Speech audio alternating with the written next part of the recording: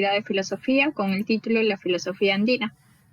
El doctor Rafael Félix Mora Ramírez viene a ser licenciado en filosofía por la Universidad Nacional Mayor de San Marcos, es magíster en filosofía con mención en epistemología por la Universidad Mayor de San Marcos, doctor en filosofía por la misma casa de estudios Universidad San Marcos e investigador calificado por RENACYT.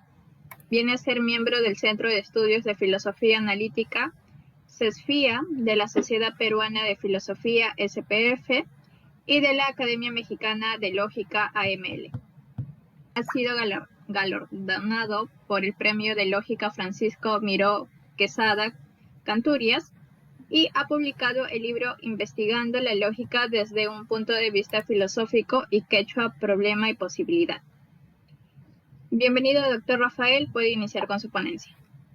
Gracias a todos los presentes por su valioso tiempo y su disponibilidad para escuchar estos temas tan ingratamente poco atendidos, pero sin embargo muy valiosos en cuanto a que nos revela un poco lo que somos, no solamente a nivel personal, sino a nivel colectivo, a nivel social, a nivel de masa, porque lo que vamos a ver hoy día es el tema andino, pero en este caso no va a ser filosofía, como lo dice el título, aunque no es ajeno, sino más bien aquello en lo que soy, digamos, modestamente, digamos, más propenso a. En todo caso es la lógica.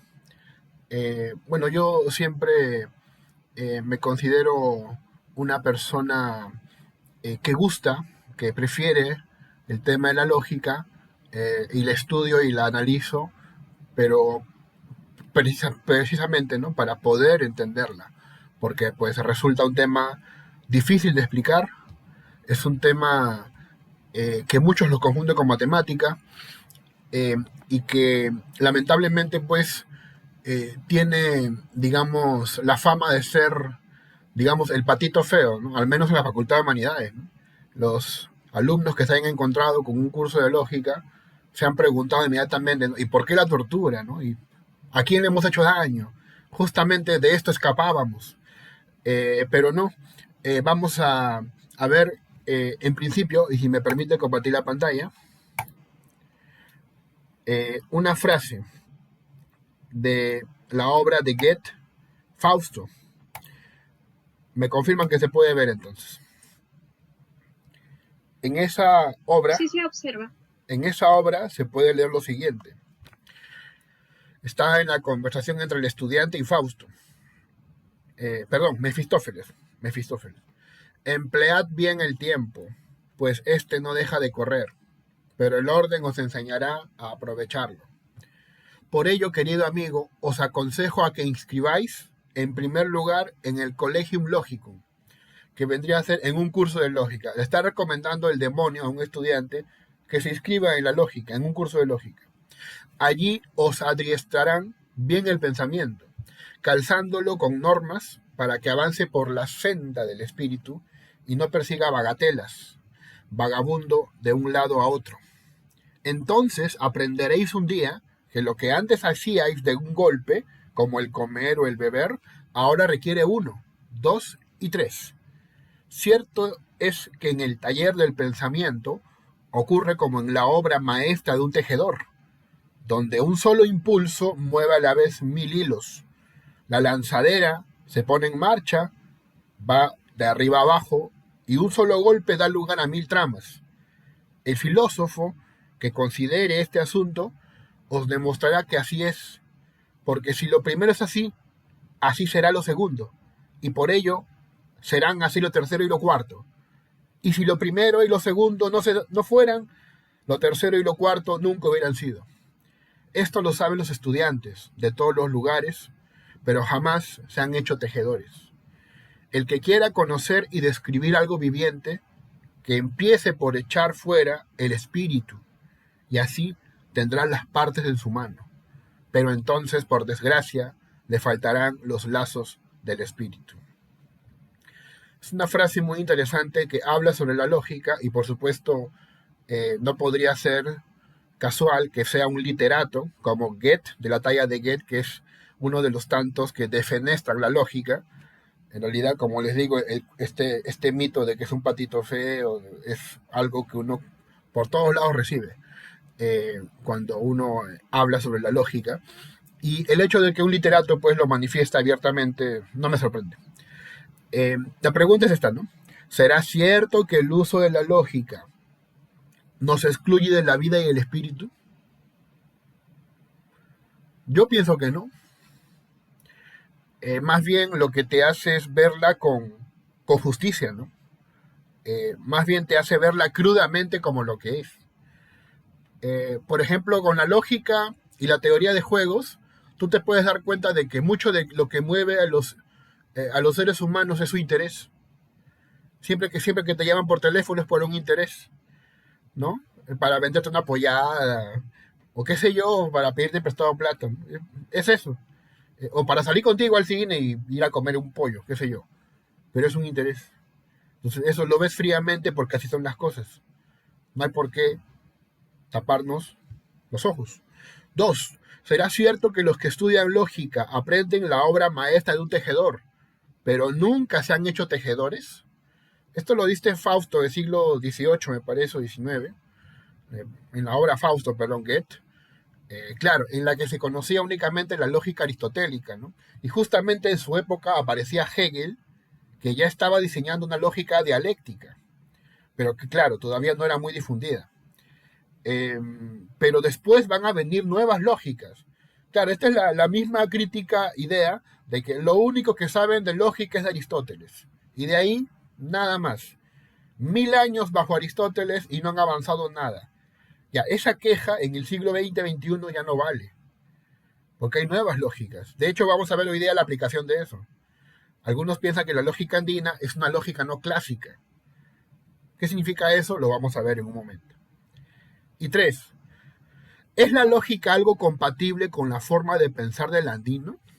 O sea, si desde ya te dicen que la lógica no tiene que ver ni con la vida ni con el espíritu, y más bien el pensamiento andino, como lo vamos a ver, se involucra mucho con la vida, se involucra mucho con el misterio de la existencia, lo sagrado, aquello que late en el corazón mismo de la naturaleza. Entonces, ¿cómo puede ser compatible así la lógica con esto, no? Ya pues, hoy día yo te voy a decir que sí es compatible en un cierto aspecto, ¿de acuerdo? Bien, entonces quisiera pues compartir este escrito que he elaborado para nuestra oportunidad. Reflexiones acerca de la lógica andina. Mi nombre es Rafael Mora Ramírez y humildemente te he traído esta investigación para celebrar el primer año de este grupo que se llama Grupo de Estudios Andinos. Antes de entrar de lleno a la cuestión de la lógica andina, quisiera referirme a un trabajo anterior donde abordé la pregunta siguiente. ¿La lógica es machista? La pregunta no era una ocurrencia particular, sino que forma parte del debate actual, sobre todo desde el bando de las feministas, que reclamaban para sí mismas la necesidad de construir una nueva lógica apta para los intereses de su filosofía. De hecho, sus críticas eran interesantes. Les voy a compartir un par de estas críticas. Por ejemplo, ellas decían que la ley de la identidad era contraproducente para las feministas. ¿Por qué? Porque, bueno, entre muchas cosas, como dicen algunos, ¿no? La mujer, según lo dice Irigaray, es el sexo que no es uno. Es el que no es el que no está constituido, no tiene identidad justamente. Entonces, el principio de identidad, según las feministas, es un principio que atenta contra la naturaleza femenina. Esto no me lo estoy inventando, ¿eh? Esto lo dicen ellas, es real. Y bueno, esta es una de las críticas que hacen. Por cierto, si no han entendido estos símbolos, no importa, aprovecharemos aquí el tiempo para explicártelos, ¿no? Para todo X, para todo Y, para toda propiedad F. Si X es igual que Y, ¿qué sucede entonces? Siempre que X sea igual que Y, ¿qué sucederá? Las propiedades de X serán las mismas que las propiedades de Y. Y cuando X es igual a Y, ¿qué ocurre? Las propiedades de X son las mismas que las propiedades de Y. Eso se llama el principio de identidad. Una cosa es igual a otra cuando comparten propiedades. Nada más. ¿Sí? Las feministas se oponen a esto, ¿no? Lo puedes entender si tú aplicas Simone de Beauvoir. ¿Se acuerdan qué dijo ella? Que la mujer no nace. No se nace mujer. Se hace, ¿no? Es una construcción social. Es variable, ¿no? Es mutable, ¿verdad? Esto lo puedes ver hoy en día. Otra crítica que hacían las feministas, muy interesante, sobre todo el bando lógico de las feministas es hasta cierto punto persuasivo. Decían que la lógica oculta las premisas. Ocultan las premisas, ¿no? Las transforman en otras cosas. Plumwood es quien hace esta crítica. Miren la fórmula de abajo, por ejemplo. ¿Sí? Esta es la lógica que te da miedo y que aprendiste mal. Seguramente porque tuviste un profesor muy desganado que ni entendía la lógica, por cierto, sino que simplemente le enseñaba porque le pagaban para eso, ¿no? Aquí está, esta es la fórmula. ¿Sabes cómo se llama? Principio de exportación se llama. Ahora, ¿qué sucede? Sucede que a esta fórmula tú le puedes hacer cambios. Mira, esta P está ¿dónde? En un lugar que se llama conclusión. Conclusión. Está en un lugar que se llama conclusión. Y acá está las premisas, lo que se va a llamar las premisas. Las premisas. ¿Qué sucede? Que tú le puedes aplicar una serie de transformaciones que se basan en la exportación y ¿sabes a qué llegas? A esta otra fórmula. ¿Cuál es la diferencia? Que aquí lo que formaba parte de la conclusión ahora se ha revelado que forma parte de las premisas. ¿Y es lo mismo? Es lo mismo, son equivalentes. Solamente que mientras que en la primera aparece como conclusión, en la segunda aparece como premisas. Entonces la feminista, ¿qué dice? Esta lógica está diseñada para ocultarnos premisas. ¿Y qué es una premisa? Información. Por ahí comienzan a criticar. Por lo tanto, hay que apelar a otra lógica. Y de hecho la encuentran. La lógica que encuentran se llama lógica de la relevancia. ¿Sí? Que fue creada por Anderson y otros filósofos más que ahora no recuerdo, pero es creación de lógicas no clásicas. Es una lógica no clásica. Entonces, aquí las feministas, interesantemente, mediante un camino totalmente inesperado, llegan a esa conclusión. Hay que cambiar esta lógica. Mira, nos oculta información. Por eso digo que es interesante, ¿no? Lo que dicen ellas, por supuesto que sí. Claro que no puede ser todo lo que dicen interesantes. No puede ser todo, no. Tienen que haber fallas para que eso avance. Sin fallas no avanzamos. Así es, tenemos que fallar, ¿no? Bueno, dicha lógica podría ser una lógica feminista que haya podado todos los restos de patriarcado que la lógica arrastra desde que fuera fundada por Aristóteles. Otro misógino, por cierto. Aristóteles, gran misógino, eso lo deben saber desde el primer año, a decir de las feministas más radicales. Entonces, en ese ensayo yo escribí lo siguiente. Ante esta cuestión, se planteó que no, la lógica no es machista, ni feminista. Es una estructura que modela las inferencias que uno está interesado en estudiar.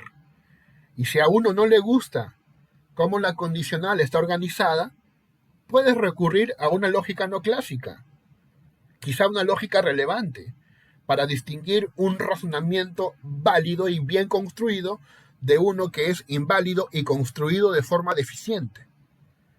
Esa fue una discusión previa que tuve para hablar de lógica andina. Luego recordé que también, en otro trabajo, estudié lo que se llama la lógica de la dominación. Como se dan cuenta, a mí me interesa aquello donde aparezca la palabra lógica. Ya sea la lógica matemática que tan mala fama tiene, como la lógica per se, o sea, el sentido, digamos, más común de la palabra lógica, como estructura, o como pensamiento, o como coherencia. ¿Qué quería decir Salazar-Bondi con lógica de la dominación? Miren, por ejemplo, Salazar-Bondi en realidad expresó de manera muy interesante cómo es la relación de dominación. Y esto lo pone él. Es asimétrica, dice él. Es asimétrica. Si A domina a B, entonces no es cierto que B domine a A. ¿Se entiende? Es muy obvio, ¿no? Pero él es uno de los primeros en decirlo, ¿no? A veces el trofeo se lo lleva el que dice las cosas obvias, pero que nadie más dice. Porque se dio cuenta, porque lo vio, pues Salazar Bondi pues, es uno de los gigantes de la filosofía en el Perú, aunque no es el único, por cierto. Eh, También la relación de dominación es transitiva. Si A domina a B y B domina a C, entonces el primero domina al último. ¿Sí?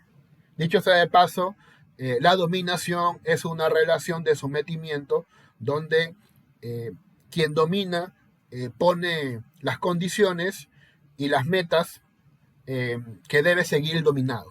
¿Sí? Da la orden. El dominador da la orden, el dominado obedece. Si ustedes quieren saber más, pues dialéctica del amo y el esclavo, ¿no? Ya para que sea más fácil esto. Herbert Marcuse, el famoso filósofo de la escuela de Frankfurt, entendió la lógica de la dominación como la lógica que ejercen los grupos de poder fáctico para mantenernos dominados. ¿Mediante qué nos mantienen dominados? Nos mantienen dominados mediante la tecnología. ¿Sí? Esa es la lógica de la dominación. ¿Cómo funciona esta lógica de la dominación? Agradéceme, dice el capitalismo, porque yo te doy tecnología. Si tú me eliminas o permites que los progres o los rojos me eliminen, ya no habrá tecnología. Esa que tanto te gusta del smartphone o del OBS y del Facebook por el cual se transmite este comunicado, este mensaje, esta exposición. Todo eso va a desaparecer, ¿no? Entonces, la lógica de la dominación comienza de esa manera. El capitalismo satisface los deseos de la gente que se ve más domesticada mediante el uso de estos aparatos tecnológicos. Así es la lógica de la dominación. Estas dos cuestiones me prepararon para entender lo que es una lógica andina. O sea, ya no fui al campo de batalla sin armas, sino que ya sabía más o menos de qué hablar. Sobre este punto, me he dado cuenta que hay dos posiciones. Las posiciones formalistas. Vamos a ver, dicen que la lógica andina, ¿cómo debe ser? Como una lógica no clásica. Mario Mejía Guamán cita al propio Miro Quesada, nada más y nada menos. Cita a Miro Quesada. Y él dice, ¿no?, que al igual que la filosofía griega se basó en Aristóteles, el pensamiento andino debe basarse en una lógica no clásica. Entonces, con mucha convicción, Mejía escribe lo siguiente: el hombre en el mundo occidental, recién a fines del siglo XX, descubre que no puede vivir bajo la dictadura de una racionalidad lógica en el sentido clásico. Además de la lógica llamada de alguna manera clásica, existen otras heterodoxas que explican la vida del hombre, la sociedad y la existencia de fuerzas en el mundo todavía no controladas por el hombre. La característica principal de estas es no ceñirse a los principios fundamentales de la lógica clásica, que son el principio de identidad, contradicción y tercio excluso. ¿Sí? ¿Qué son estos principios que te voy a mostrar por acá? Estos principios, ¿no? Ojalá que se puedan ver. Yo creo que sí se ven. En realidad, lo que define una lógica clásica son estos tres principios. Si tú eliminas a uno de ellos, obtienes una lógica no clásica. No es la única forma, pero es la forma más fácil de explicarlo. ¿Sí? Ahora bien, ¿qué sucede? De que, por ejemplo, ¿no? ¿Qué pasa si yo elimino el principio de no contradicción? Estaría diciendo que hay lógicas que aceptan la contradicción, y de hecho existen. ¿Sabes cómo se llama? Paraconsistente. Lógica paraconsistente. O que tienen que ver mucho con las lógicas dialécticas, por supuesto. Una de ellas fue creación de Hegel, pero también de varios otros. La gran pregunta es, ¿cómo es un mundo contradictorio? Porque estamos acostumbrados a ver un mundo más bien no contradictorio, al menos al nivel del lenguaje. Claro, eso es una gran pregunta, ¿no? ¿Cómo se imagina uno el mundo así, ¿no? A veces los profesores intentan explicarlo, ¿no? Es como cuando tú preguntas, digamos, eh, si el Perú es independiente, ¿no? ¿El Perú es un país independiente, autónomo, el Perú? Entonces, la respuesta más sabia, ¿cuál es? Sí y no. O sea, sí lo es en el papel, sí lo es, o sea, es independiente de España y de otras potencias, pero en la práctica no lo es, ¿no? Porque está sometida a las fuerzas del mercado, a las inversiones y a los intereses privados. Y por ese sentido, estrictamente no es libre, ¿no? Está muy sometido a muchas cosas. Entonces, esa es una forma de verlo, una forma de entenderlo, ¿no? Pero normalmente las cosas no son contradictorias, ¿sí? Por lo tanto, ¿cómo sería un mundo contradictorio? Lo que dice Mejía es que las lógicas no clásicas ayudarían a ver el mundo así, según Mejía Guamán, al menos según él. Sigamos. Claro, creo que él no dice qué lógica sería esa, ¿no? ¿Cuál es la lógica que nos va a decir cómo es el mundo andino? No dice, pero dice que sí, alguna lógica debe ser. Por otro lado, existen las posiciones no formalistas, las no formalistas, que afirman eh, que la lógica andina es sobre todo una manera de pensar por parte de los andinos. La lógica andina es una manera de pensar, un modo de pensar. Aquí aparece el concepto de racionalidad andina. Joseph Esterman, de quien se recomienda su lectura, por supuesto, su libro prístino, fundamental, Filosofía Andina, hay que verlo, hay que discutirlo, eh, denomina lógica andina a un conjunto de principios de carácter metafísico que ordenan el mundo andino de cierto modo. Citamos, a Joseph Esterman. Los términos racionalidad y lógica tienen su sitz im Leben, lugar en la vida, en la filosofía greco-occidental. Pueden ser entendidos a cabalidad solo desde ese contexto cultural específico. Esto dificulta considerablemente hablar de lógicas no occidentales, aun si afirmáramos la determinación cultural de la lógica. Hay una concepción andina que en su forma fuera equivalente a lo que en la tradición occidental se conoce como lógica. De hecho, que no vamos a encontrar ningún término en quechua o aymara homeomórfico al término de origen griego lógica, ni una concepción bien definida que tuviera el mismo significado. Sin embargo, me parece justificado hablar de lógica andina. En ese punto yo coincido con él. Al final lo diré. Si no tomamos el término lógica en un sentido técnico y grecocéntrico, sino como un vocablo que indica la estructura básica de un cierto pensamiento. En el fondo se trata de la racionalidad andina, pero en cuanto a sus principios básicos lógicos. Finalmente, también podemos mencionar a Martínez, quien finalmente dice pues que en realidad no hay una lógica andina, ¿no? Para él no hay una lógica andina, para él, ¿sí? Y son argumentos, los que usa son muy interesantes. Vamos entonces ahí por orden. Lógica andina formalista. Campo Hermoso, en un texto, en una publicación de medicina, curiosamente, ¿no? Ahí encontré este detalle, defienden la idea de que los andinos piensan con una lógica trivalente. Antes decían lógica no clásica, ¿no? Ahora lo afirman sin miedo. Es trivalente. Eso es muy interesante. La lógica trivalente es esta, miren. Es esta de acá. Si antes la lógica clásica era con dos proposiciones y que tienen dos valores de verdad, como ven acá, dos valores de verdad, verdadero o falso, ahora van a haber tres valores de verdad, como 1, 0 y un medio. Y se desarrollan 9 combinaciones posibles. Por ejemplo, esta acá es una conjunción. Ahora, una pregunta que se pueden hacer ustedes, por ejemplo, es ¿y cómo decido el resultado de esto? ¿Esto quién me lo dicta o cómo lo obtengo? Ya, es que eso justamente es parte de una creatividad. Puedes tú escoger lógicas trivalentes ya hechas y utilizarlas, pero también tú puedes diseñar unas nuevas lógicas. Claro que obviamente te va a demandar mucho tiempo, ¿no? Pero también depende de para qué quieres usarla. Yo no sé si es conveniente que los que estudian lógica andina y afirman que es trivalente, les interese esta lógica en específica. Quizás ellos estén interesados en otros valores de verdad, ¿sí? O en que de repente en todos los casos salga uno, o en la mitad de los casos salga uno, o en la tercera parte salga uno como resultado. Eso depende del interés. Es una cuestión que uno estipula. Bien.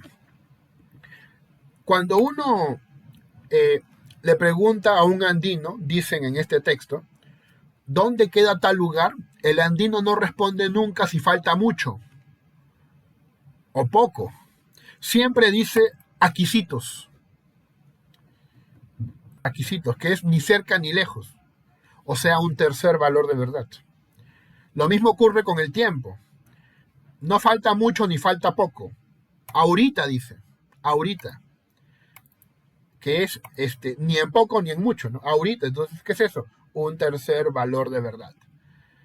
Así concluyen estos señores que el hombre andino tiene un pensamiento trivalente, se basa en una visión triádica. Esta forma triádica se refleja en su cosmovisión, que pueden ver acá, ¿no? En este gráfico interesante. Claro, nunca creas en el aquisito nomás de la sierra. Claro, aquisito nomás no es aquisito nomás. Tampoco es tan lejos, ¿eh? Tampoco es tan lejos. ¿Entienden? Tercer valor de verdad. Bien, en esa misma línea, Corella y Zapata, me parece que en una tesis, porque esto lo han llevado ya al ámbito de la tesis, afirman que mientras que la lógica clásica es bivalente, la lógica andina tiene muchos parecidos con la lógica trivalente, de nuevo, que es una lógica no clásica que rompe con el tercio excluso. Este principio afirma que toda proposición es verdadera o falsa. La voy a poner de nuevo, es esta de acá. Toda proposición es verdadera o falsa. Es la tercera, tercio excluso.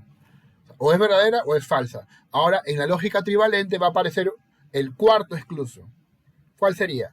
O es verdadera, o es falsa, o es incierta, y no hay cuarto valor de verdad. O sea, hay un tercer valor que sería incierto, según al menos desde una posición determinada. Bien. Los autores mencionados pues afirman que la lógica andina es una lógica trivalente. Y esto lo complementa con ejemplos. Aini, que significa pues, reciprocidad, igualdad y justicia, no alude a que dos personas se ayuden, sino en la cosmovisión andina es que uno ayuda al otro para que el otro ayude a un tercero. No es para que me ayudes a mí, lo hago para que ayudes al otro. Te ayudo para que ayudes al otro, para formar una comunidad, por ejemplo. ¿Sí? También el concepto de dualidad complementaria, ¿no? Los opuestos, ¿sí? Frío, calor, sol, luna, vida, muerte. ¿Cómo conviven los opuestos? Los opuestos conviven porque hay algo que los hace coexistir, que es una gran cosmología. De nuevo, ¿no? Para que haya, digamos, el frío y el calor, tiene que haber un lugar donde esto aparezca, que sería el tercero. De nuevo, trivalencia, pues. Y lo mismo ocurre con el concepto de Pacha, que abarca el espacio, el tiempo y lo que llaman ellos un taipi, o la persona eje. Y por supuesto, cómo no mencionar a los tres niveles de la realidad andina, ¿verdad? Que esto es obvio, ¿no? Hanan Pacha, Kai Pacha, Uku Pacha. Y ahí está el 3 de nuevo. Ahí está el 3. Aquí puse el gráfico del yin yang incompleto para mostrar esto, ¿no? Que para que hayan opuestos, lo blanco y lo negro, tiene que haber un lugar donde se puedan mover. Un tercero, por lo tanto, ¿sí? Trivalente, pues, trivalente. Entonces, ellos definen su posición. Esto está en una tesis, como les digo, o sea, no es un invento así disparatado. Además, dentro de la lengua andina existe un concepto intermedio de verdad. Existe la palabra, también estuve buscándola y creo que es cierto, ¿no? Ari significa sí, o en todo caso es afirmación. No es que sea sí, ya es una afirmación. Manan es negación. ¿Y cómo sería incierto? Icha. Este es el tercer valor de verdad pues, que están buscando acá, Corella y Zapata. Incluso esto podría ayudarnos a entender lo que es el sumac causae, la famosa buena vida. La buena vida no es abundancia, no es riqueza. Obviamente tampoco es pobreza, miseria, sino una tercera opción. ¿Cuál es? Una forma de vida sustentable para conseguir una felicidad austera. ¿Sí? Eh, como dice pues Luis Abanto Moral, ¿no? Déjame vivir en mi puna, déjame vivir en mis montes, ¿no? Déjame, ahí estoy tranquilo, ¿no? Déjame, ¿sí? ¿Para qué más? ¿Para qué me vas a dar avión? ¿Para qué quiero yo minera? Estoy tranquilo. Eh, bueno, ese es muy revelado. Segundo bando, la lógica andina no formalista. Aquí podemos mencionar los trabajos de Rodolfo Kusch, que aplica, digamos, estudios culturales a la realidad de los pueblos aborígenes. Él dice que en los pueblos aborígenes la existencia de su solo pensamiento genera de parte de los occidentales mucha sorpresa, mucha incomodidad también. Eh, ¿Por qué? Eh, Él pone un ejemplo. En el caso del urbano, vamos a decirlo así, ¿qué hay que hacer para poder manejar un carro? Tener dinero y comprarlo. Si tengo dinero y lo compro, manejo el carro. Eso es muy obvio. Pero desde el punto de vista de la lógica de la negación de Rodolfo Kusch, que dice que es la lógica con la que piensan los andinos o los pueblos aborígenes, en realidad hace falta encomendarse a Dios.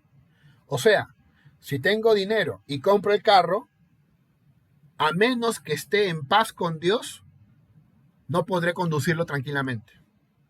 Este concepto de Dios o el cosmos, de pedirle permiso al cosmos, no existe ya en el mundo urbano. En el mundo urbano, desde Descartes, la división entre sujeto y objeto ya no nos gana, ¿no? El sujeto se diferencia del objeto, están separados. Para el mundo de los pueblos aborígenes, no. El sujeto y el objeto todavía se hallan mutuamente confluyendo. Y esto es lo que llamaría Rodolfo Kusch la lógica de la negación, que para él es la lógica andina, para él. Ahora bien, desde el punto de vista de Esterman, es otra lógica andina. Él dice, pues, de que lo que hace falta es sistematizar los principios del pensamiento acerca del orden del cosmos. Esterman es muy comentado, muy discutido. Hoy día es una persona, pues, venerable, a quien invitan a congresos y bueno, pues, una persona, pues, obviamente, a quien hay que escuchar. Él sostiene que la racionalidad andina, o sea, la lógica andina, se expresa en una serie de principios o axiomas fundamentales que son la base para sus manifestaciones materiales en la cosmología, pachasofía, antropología, runasofía, ética, ruanasofía y teología, apusofía. Son principios lógicos en un sentido no occidental, es decir, principios que expresan la lógica andina. Entonces, este es un libro fundamental, el que estoy poniendo acá, Filosofía Andina. Si no lo han consultado, pues denle una miradita, sobre todo el capítulo de lógica, ¿de acuerdo? Y en ese texto van a encontrar justamente esto que está aquí viéndose a pantalla grande, que son los los cuatro principios de la racionalidad andina. El primero es el de relacionalidad, o simplemente de relación. ¿Qué dice? Que todo está relacionado. ¿Cómo se simboliza? De esta manera. Para todo X, para todo Y, X se relaciona con Y. En castellano, todo se relaciona con todo. Aquí lo interesante es que ha hecho falta la cuantificación múltiple. Eso es lo interesante. Segundo principio es correspondencia. ¿Qué sostiene? Básicamente que las cosas tienen la misma forma. Sí, básicamente, o sea, digamos, la forma del cosmos es igual que la forma del hombre. ¿Sí? Son correspondientes, pues. Entonces, ¿cómo se simboliza eso? De esta manera, ¿no? Para todo X, para todo Y, X se corresponde con Y, sí y solo sí, X es diferente de y X y Y comparten las mismas propiedades. O sea, son diferentes, pero comparten las mismas propiedades. Entonces, son correspondientes. Principio de correspondencia. Tercer principio es el de complementariedad. ¿Y qué afirma? Que los opuestos se hallan en armonía. Para no introducir el concepto de negación, he preferido usar asterisco, que indica algo parecido, indica algo así como complemento. Entonces, lo planteo de esta manera. Para todo X existe un Y tal que si X tiene la propiedad P y X también tiene la propiedad opuesta P asterisco, entonces Y tiene divinidad y este X donde se dan los contrarios pertenece a esa divinidad. Aquí un poco ya se ha usado incluso el lenguaje de la teoría de conjuntos, ¿sí? Para explicar este concepto de complementariedad andina. Para que hayan opuestos tiene que haber algo sagrado donde estén esos opuestos. Y finalmente el cuarto principio es el de reciprocidad, que ya lo mencionamos con el ejemplo del Aini, ¿verdad? Para todo X, para todo Y, para todo Z. X ayuda a Y, sí y solo sí, Y ayuda a Z, o sea, a un tercero, ¿no? Yo te ayudo a ti y tú ayudas a un tercero. ¿De acuerdo? Bien.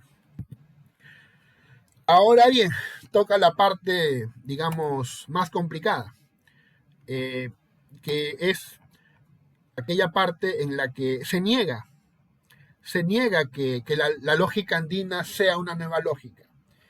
Y esta parte es muy interesante porque permite entender lo que es la lógica en realidad, ¿no? Sí, la lógica bien entendida, sí. ¿Por qué? Porque la palabra lógica es bastante manoseada, ¿no? García Zárate, por ejemplo, en su libro en el cual yo colaboré, aquí está, Elementos de Lógica, ¿sí? Es un libro muy bonito. García Zárate, ¿qué dijo? Bueno, ahí lo ven, ¿no? Empleado como sustantivo, lógica significa razonamiento, como adjetivo significa natural, y como adverbio quiere decir lógicamente, y expresa, pues, digamos, los modos. Y sigue aplicando él, ¿no? Otros usos. Pero sin ir a García Zárate, vamos a Internet. Aquí ya lo puse, mira, puse la palabra lógica en el Google. Puse la palabra, mira lo que sale, ¿no? Dragon Ball, a ver, el fanático, los otakus, a ver, levante la mano los otakus, por favor. ¿Cuál fue el deseo que arruinó toda lógica de Shenlong?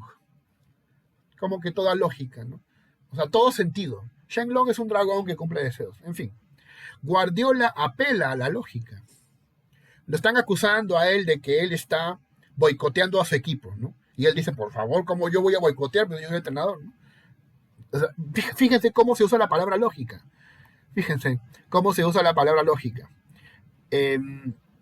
La lógica y solidaria reacción de vecinos de Oliva ante un incendio. La lógica reacción, ¿cuál fue? Colocarle colchones. Como estaba quemándose, la gente fue a su casa y sacó colchones. Tírate, dije, para que se salven, ¿no? Una reacción muy lógica. Miren cómo se usa la palabra lógica. La lógica indescifrable de Netflix para cancelar series tras series, ¿no? Netflix no sé por qué cancela series, ¿no?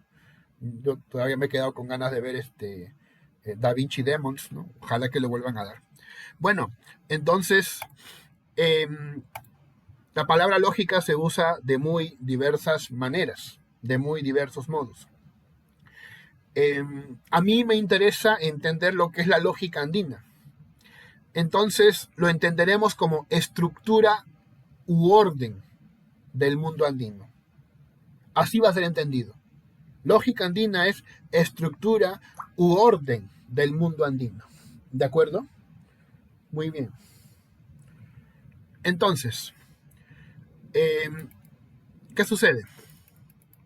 Sucede que Martínez afirma que la lógica andina es un tipo de lógica local o privada, ¿sí?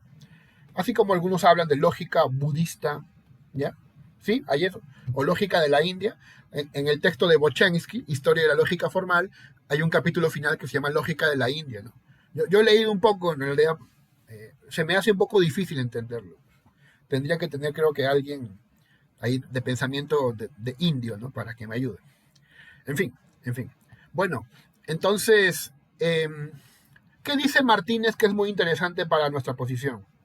Él afirma que hay que negar el culturalismo, idea que sostiene que todo lo que existe para el ser humano depende de la cultura. Él dice que no, en lógica él es realista, afirma. ¿Por qué? Porque la lógica refleja la conformación del pensamiento, la acción y la realidad. En lógica yo soy realista, afirma. La lógica no depende de la cultura. No depende de la... Fíjate, él dice eso, ¿eh? La lógica no está en conexión con la cultura, sino con la misma realidad. Su realidad está instalada en ámbitos previos, como la sensibilidad. A ver, ¿la lógica de qué trata? ¿De las palabras o de los operadores? Bueno, te voy a mostrar esto para que comprendan el interés de la lógica, ¿no? Algunas nueras son adineradas. Algunas mujeres son adineradas. Esto en lógica, ¿qué te dicen? Halla su forma lógica. ¿Y qué sale? Algunas F son G y algunas H son G. Fíjense que ustedes pueden cambiar a F, G y H, lo puedes cambiar por otros ejemplos, ¿sí? Por ejemplo, no sé, alguna tetera es metálica, ¿sí? Alguna tetera es metálica y algunas teteras son de plástico, ¿ya? ¿Entiendes? O sea, lo puedo cambiar por cualquier cosa. Y este tipo de esquema se mantiene, porque lo que importa en la lógica es el esquema, no este término. Estos términos, nuera, mujeres, adineradas, ¿qué son? Son términos descriptivos. Descriptivos.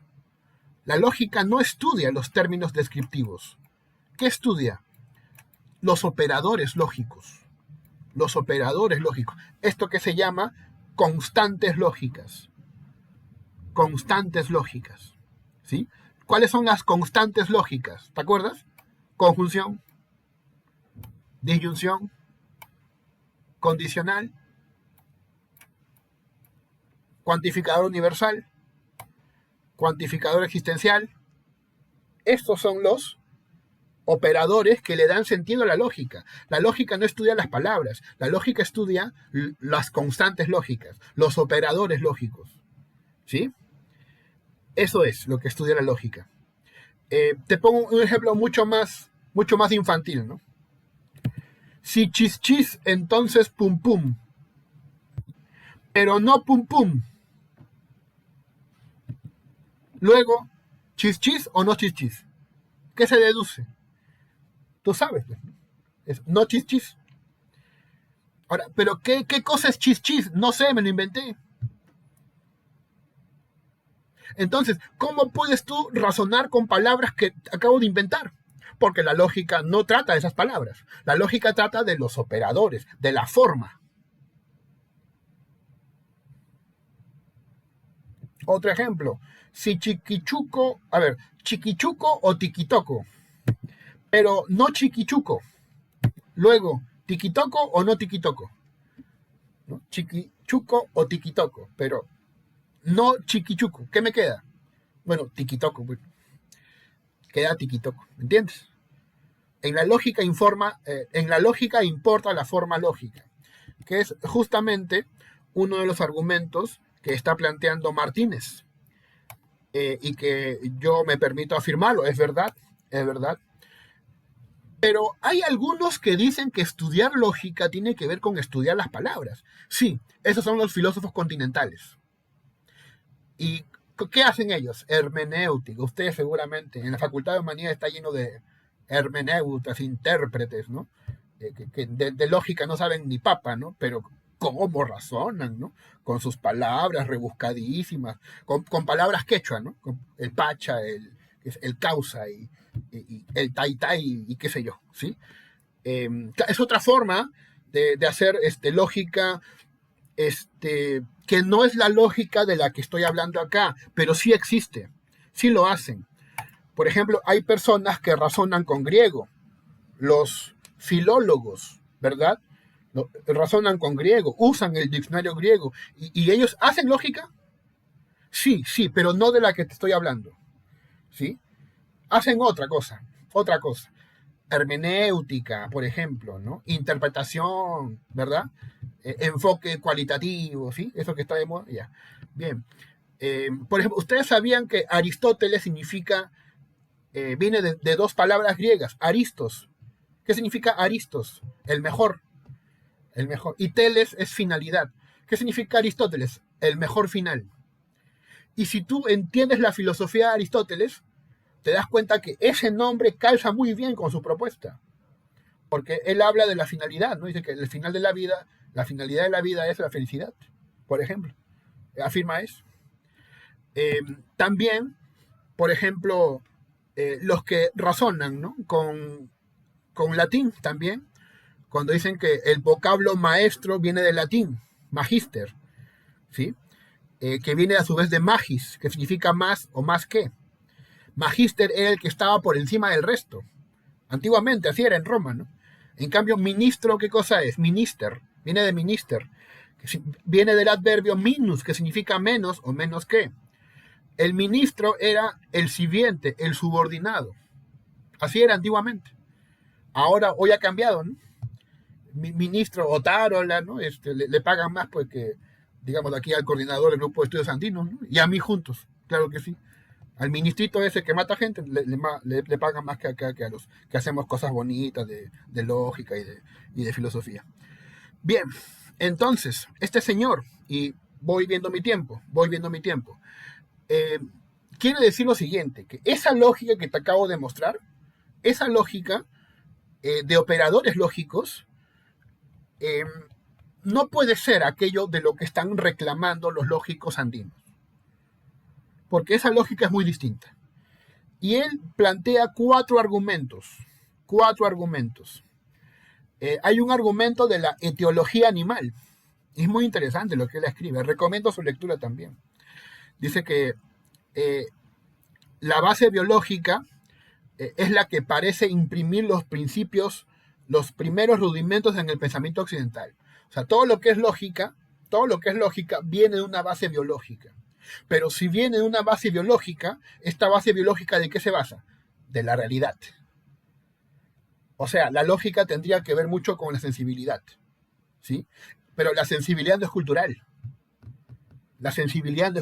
Pues. La sensibilidad ya está en contacto con la realidad, mediante un intercambio de estímulos, ¿sí? O sea, no depende de la cultura. Es una cuestión real, digamos, o natural, digamos. Segundo argumento que maneja él es el de la traducción radical, que básicamente dice que todos los lenguajes pueden ser intercambiados. Claro, porque hay elementos comunes, ¿no? ¿Cuáles son esos elementos comunes? Los operadores lógicos. ¿Sí? Claro. Sí, o sea, sí. Para que tengan sentido los lenguajes deben tener operadores lógicos. Unos cuantos aunque sea, ¿no? Y en eso se parecen los lenguajes, en que tienen operadores lógicos. Por lo tanto, esto de nuevo, los operadores lógicos no dependen de las culturas. Los operadores lógicos están metidos ya en los lenguajes. En todos los lenguajes hay operadores lógicos. El argumento antropológico sostiene que hay una regla universal. Y aquí aparece este señor que es Lévi-Strauss. Claudio Lévi-Strauss, quien habla de la regla universal del incesto. O sea, existen reglas universales, ¿sí? Pero no es la única regla universal de la prohibición del incesto, perdón. No es la única. También las diferentes tribus suelen ordenar el mundo en base a una especie de lógica basada en la sensibilidad, ¿sí? De nuevo, aquí naturaleza y cultura ya no son tan obvias, ¿no? Naturaleza y cultura ya son más borrosas. Finalmente, el argumento del prorrealismo, que afirma que las inferencias válidas se asocian con otras consideradas también válidas, bajo la relación de deducción, que está respaldada por unas reglas lógicas porque son parte de la dinámica de dar y recibir razones. Pero no solamente es un trabajo lingüístico, es un trabajo moral. Por lo tanto, las reglas lógicas expresan prácticas no solamente determinadas por las culturas, sino que expresan esos modos de relación universal de la especie humana con la realidad. La lógica se localiza ¿en dónde? En la elaboración de mapas conceptuales. ¿Sí? Guías, de nuevo. La lógica guía. Y esto, de nuevo, la moral, por ejemplo, la moral no puede ser algo, digamos, propio de una cultura, ¿no? Todas las culturas han tenido moral. Porque en todas las culturas se discute. En todas las culturas se razona, se debate. En todas las culturas se debate. Se conversa, se persuade. Y eso, de nuevo, no depende únicamente de tal o cual cultura. Entonces, él se cierra y dice lo siguiente. Y con esto termino su parte y también acabo yo un poco la mía. Hablar de lógicas locales es hablar de lógica en sentido débil. Estas lógicas locales pueden ser comprendidas de manera más precisa desde la perspectiva de las lógicas actuales. El inferencialismo da buenas posibilidades para la construcción de mapas conceptuales. Dicha construcción no es la elaboración de nuevas lógicas. O sea, esa construcción de mapas mentales no serían nuevas lógicas, en el sentido estricto, como la paraconsistente o la relevante. No. Y la descripción de una lógica en sentido débil no implica renunciar a la rigurosidad del pensamiento lógico, ni al rigor sistemático de la ciencia. ¿Sí?